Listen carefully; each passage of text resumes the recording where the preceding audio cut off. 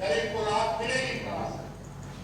आज भी कार्रवाई चल रहा है, आज भी हमारे कई सत्ताधारी विधायकों की छापा पड़ रहा है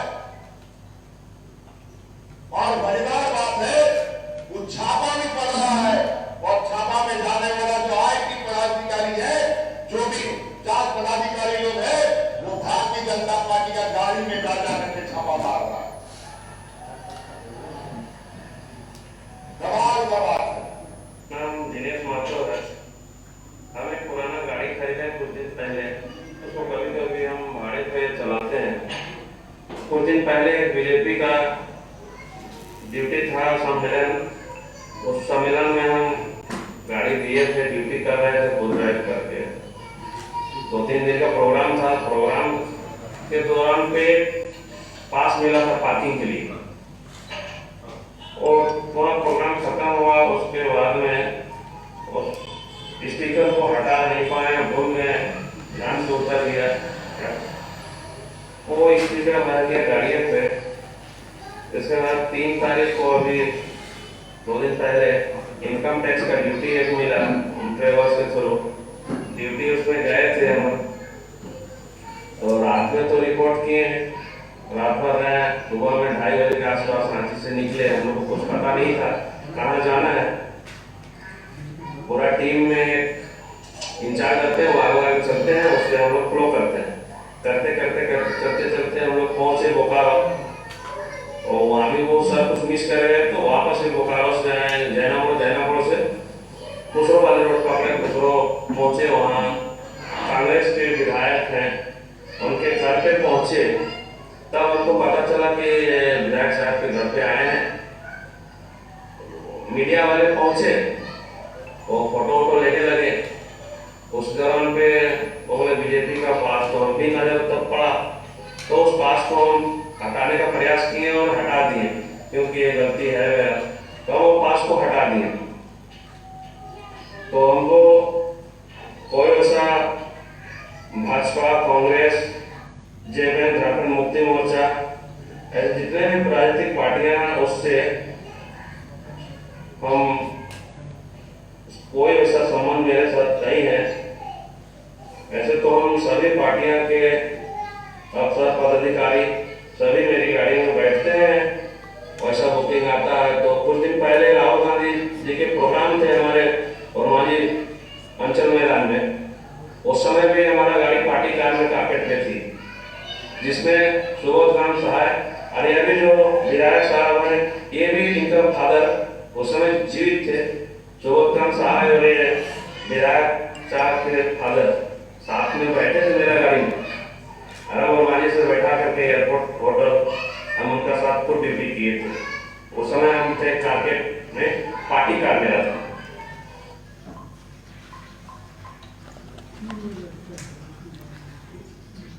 तो ये वीडियो आप सभी पत्रकार साथियों ने देखा और आपको विषय पता चल गया होगा कि हम लोग आज किस विषय को लेकर आज आप सबसे मुखातिब होंगे। जिस तरीके से माननीय मुख्यमंत्री ji, this is what the fact is, ये फैक्ट है जो स्क्रीन पर आप लोगों ने देखा कि गाड़ी के ड्राइवर का उनका बयान आपने सुना। माननीय मुख्यमंत्री जी एक बहुत जिम्मेदार पद पर है, संवैधानिक पद पर है, कॉन्स्टिट्यूशनल पोस्ट पर है और इतने बड़े पद पर रहकर भी बिना फैक्ट को जाने, बिना तथ्य को जाने कि क्या विषय है, क्या बात है, इस तरीके से भारतीय जनता पार्टी, पूरे पार्टी को वो जिस तरीके से सार्वजनिक मंच पर आरोप लगा रहे हैं, पार्टी पर आरोप लगा रहे हैं, जो हमारी संवैधानिक संस्था है उस पर वो आरोप लगा रहे हैं, ये बहुत दुर्भाग्य की बात है कि आपको पहले जानना चाहिए कि विषय वस्तु क्या है। जब तक आप ग्राउंड रिपोर्ट या फैक्ट को नहीं जान रहे हैं किसी भी संवैधानिक संस्था पर, आप खुद एक संवैधानिक पद पर है और एक लोकतांत्रिक एवं संवैधानिक प्रक्रिया के माध्यम से आप आज उस कुर्सी पर बैठे हुए हैं और ये आपका कर्तव्य है कि देश के तमाम संवैधानिक संस्था की आप सम्मान करें।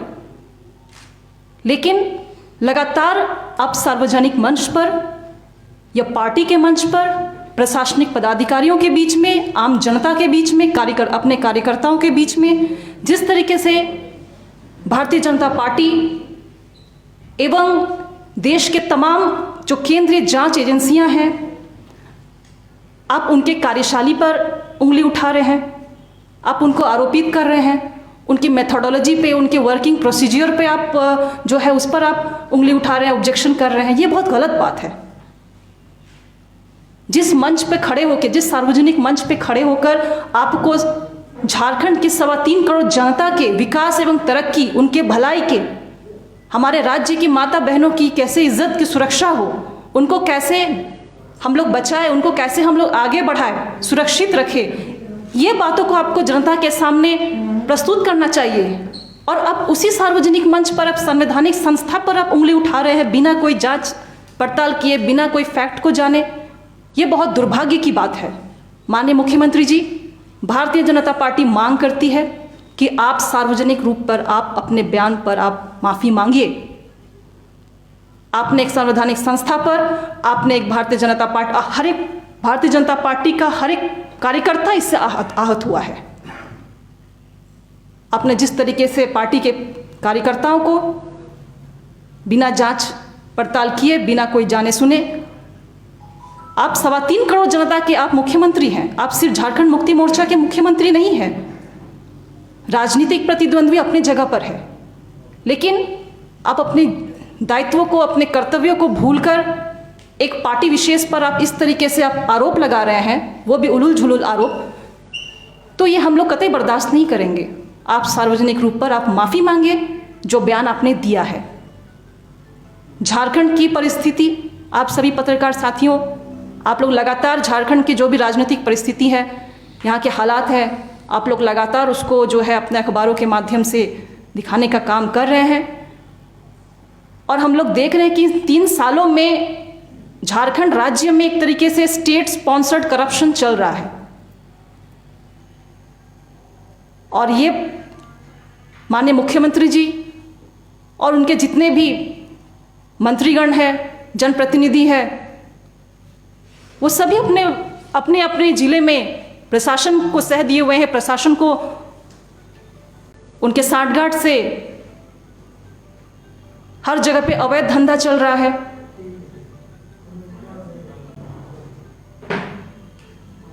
ED is basically, it's a multi-dimensional independent agency whose responsibility is to fight the economic crime in the country। जो इकोनॉमिक क्राइम हो रही है, और हमारे झारखंड राज्य में तो इकोनॉमिक क्राइम चरम पर हो रही है। सिर्फ एक जिला, साहिबगंज जिला की मैं बात करूं तो 1000 करोड़ रुपए का घोटाला साहिबगंज जिला में सिर्फ रिपोर्ट हुई है।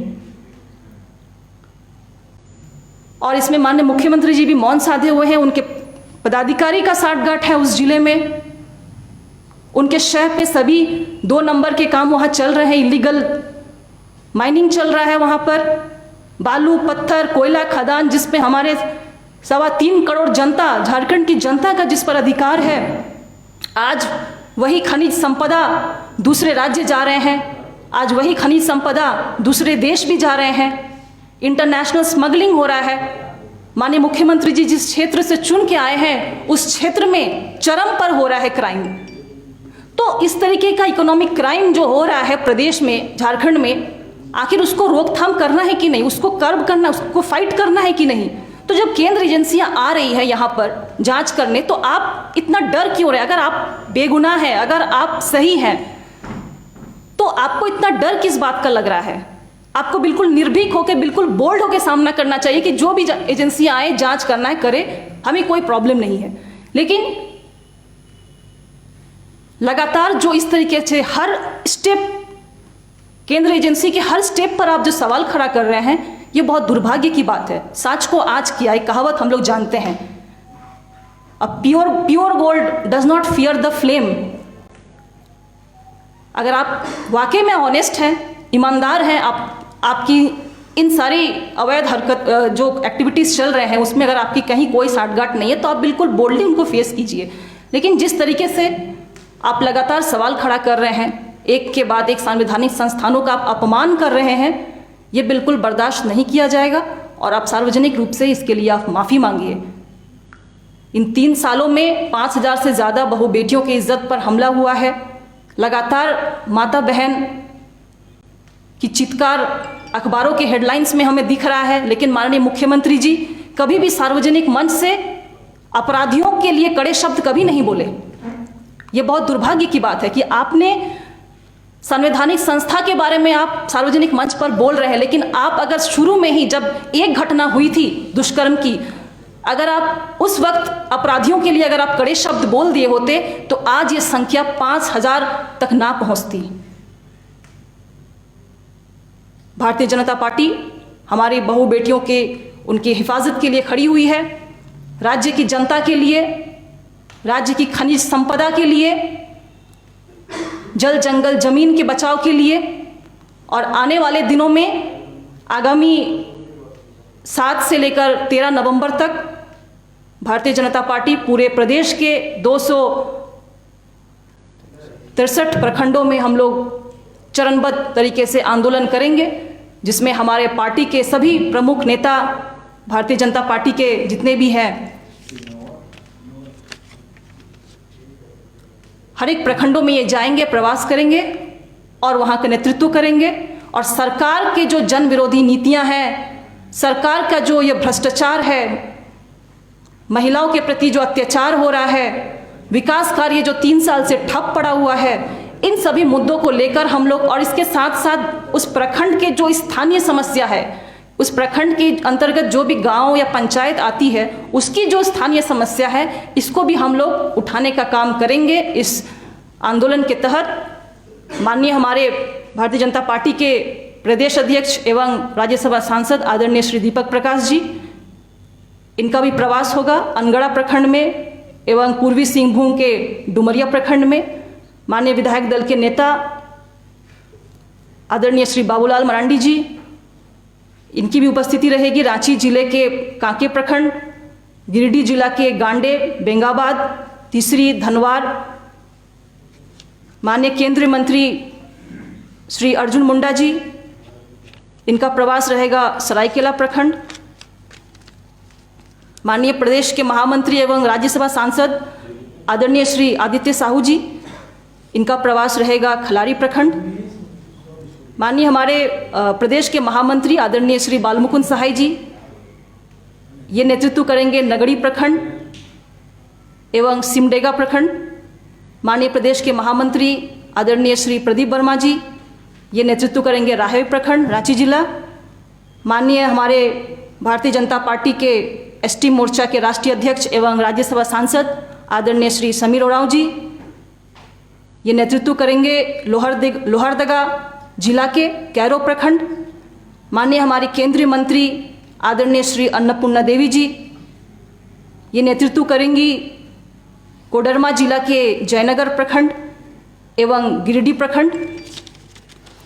माननीय हमारे राष्ट्रीय मंत्री भारतीय जनता पार्टी की श्रीमती आशा लाकड़ा जी, ये नेतृत्व करेंगी गुमला प्रखंड। तो ये कुछ सूची है जो हमारे माननीय पार्टी के प्रमुख नेतागण आने वाले दिनों में 7 से 13 नवंबर के बीच में जो हमारे चरणबद्ध आंदोलन होंगी।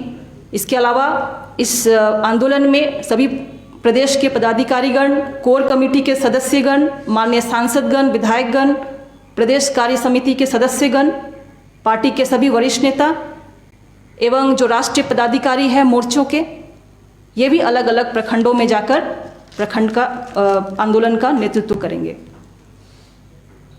तो यही आज का विषय था जो आप सबके बीच में रखने के लिए प्रेस वार्ता बुलाया गया और आप सभी को यहाँ पर आमंत्रित किया गया था।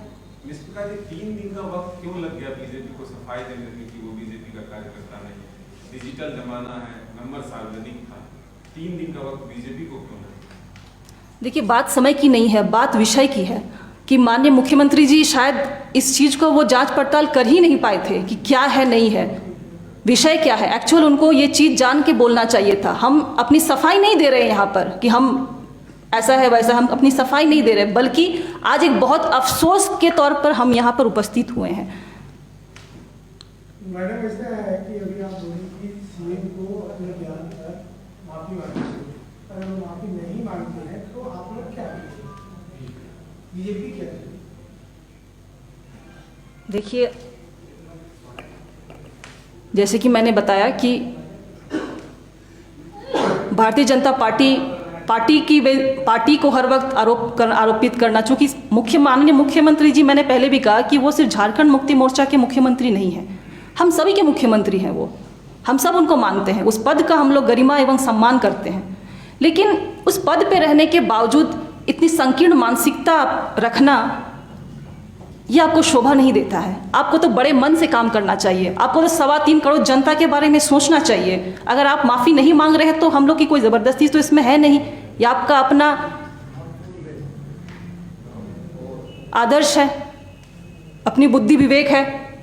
लेकिन जिस तरीके से आपने हम सभी भारतीय जनता पार्टी के कार्यकर्ताओं को आपने आहत किया, तो ये हम लोग अपने तरफ से बात रखे हैं। विवेकानंद विद्या मंदिर स्कूल एक CBSE affiliated English medium coed school है। हम शिक्षा के साथ संस्कार देते हैं। thefollowup.in. Like, share and subscribe.